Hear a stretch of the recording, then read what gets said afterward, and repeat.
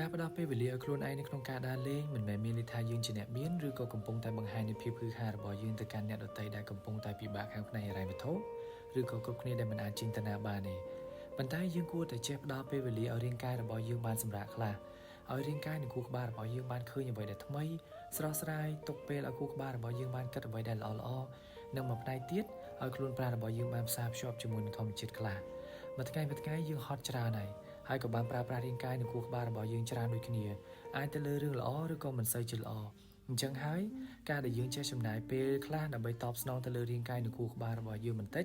វាមិនមែនជាការចំណាយពេលវេលាឬក៏លុយចោលដោយឥតប្រយោជន៍ឬក៏ខ្ជះខ្ជាយទេប៉ុន្តែវាជាកាដូហើយផ្ទុយទៅវិញវានឹងជួយឲ្យយើងមានសុខភាពផ្លូវចិត្តមួយដែលល្អស្រស់ស្រាយមានពេលវេលាសម្រាប់ខ្លួនឯងរៀននៅអ្វីដែលថ្មី